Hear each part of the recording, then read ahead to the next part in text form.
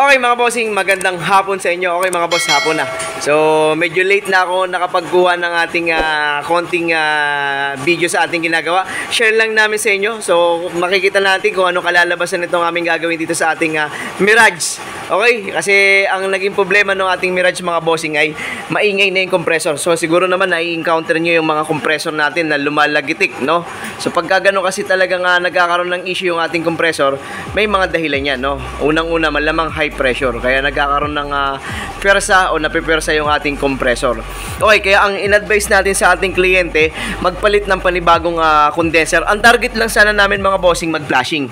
Okay, ito yung kanyang condenser. Share namin sa inyo, baka makatulong to at baka pag nakuhaan natin na mas magandang detalye to, pwede nating ikabit, no? Okay, ito yung kanyang condenser. Ang nakita natin na laman sa loob ng kanyang desiccant bag o nitong ating parang receiver dryer na to, ganito na ang laman sa loob.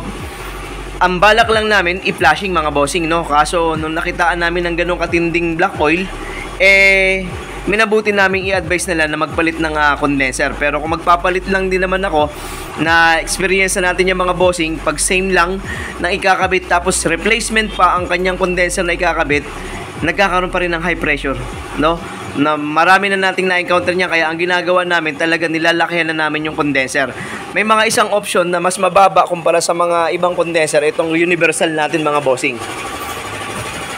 Okay, may universal tayong pinapapasok sa mga ganyan, pero kada experience natin sa mga ganitong Mirage, tinitingnan natin kung ano yung pinakamas magaganda pa na pwedeng ikabit. At nakita namin itong ating kinakabit sa mga lumang Avanza. Ito yung pang latest na Avanza natin mga bossing. So same sila ng taas, pero yung lapad mas malapad siya kumpara dito sa ating original. So ngayon, titingnan natin itong version na to, itong ganitong condenser, kung magiging effective ba na mag-match kay ating compressor, no mga boss. Kasi yun ang nagiging problema natin, yung high pressure. Tapos nag-backup na rin kami ng pan para mas makatulong. Kasi mga bossing, itong ating Mirage, ito yung pang grab, no? At syempre, shoutout sa Top Alliance at shoutout sa may-ari, kay Boss Elmer, tama? Elmer. Ayun, no? Shoutout Boss Elmer. Top Alliance yung ano ng ano nyo, no? Ng grab. Ayun, no? Shoutout mo naman yung mga kasama mo. Dyan, sa aking mga kasama sa Team Breed. Ayun. Bro, dito tayo. Ayun, no? Si Boss JR. Ayun, no? It's over dito. Okay. Ayun mga bossing, no? Shoutout sa kanila. So, subukan natin itong version na to. May mga nagawa kami na iba, pero itong kagaya na sinasabi ko, dito sa isang Mirage na to, susubukan natin yung pang Avanza na yun, no? Para makita natin kung ano pa yung magandang maibibigay ng aircon o ng lamig o yung tibay o yung response para sa ating compressor. Dahil nga ang trabaho ng condenser mga bossing, tanggalin yung heat ng ating compressor. No, pagka nakuha ng maganda ng condenser, yung pump ng compressor natin, sigurado makakalikha o makakakuha tayo ng mas magandang lamig, no? Kaya abangan natin ito mga boss. So siguro yung sunod na video pag-araw, so titingnan natin kung mapapapunta pa natin si Boss Elmer. Kasi mga bossing, kagaya sinasabi ko, late na. So may mga oras namin, baka alas 5 na to. So wala ng araw at umaambon pa sa labas. Kaya baka hindi kami makapag-correct ng reading mamaya pag nakapag-load na ng free, no? So kung mapapakiusapan natin si Boss Elmer na idaan sa atin ng tanghali, doon natin i-actual kung anong reading ng ating Avanza condenser doon sa ating original na compressor. Okay?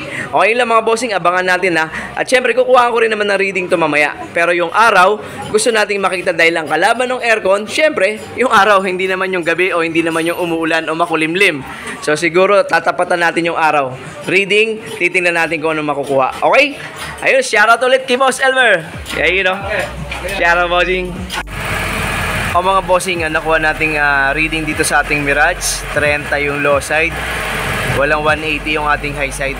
Okay? So yun yung laro ng ating reading doon sa ating compressor na second hand. Saka doon sa ating condenser. Okay? So papabalikin na lang natin si bossing para makita natin kung anong reading sa tanghali nito, no? Kaso mga bossing, may napansin kami dito sa evaporator, medyo madumi na. Hindi natin ginalawang evaporator mga bossing. So gagawa na lang ng paraan ni bossing yan pagka pwede na ulit, no? Kasi kailangan natin munang bumiyahe. Yun naman ang talagang ating buhay pagka tayo ay merong grab Okay, so lamig naman sa loob mga boss, maganda naman nakuha. Ayun nga lang, nag-automatic. Nakakuha din naman ng 10. May ilaw ba tayo? Yung nakalaban na ito. Kita ba? Oh, hindi makita. Oh, hindi makita mga boss, pero nasa G's. Okay, so yun. Nag-automatic kaya hindi naman siya makababa ng mas mababa. Pangit ng ating camera mga bossing. Ayun lang. So papabalikin na lang natin si bossing para ma-check natin sa tanghali itong ating ginawa dito sa Mirage to. At syempre siya magpapatunay kung may improvement ba o wala. Pero maganda naman yung ating reading, kaya kahit pa paano very good na yan.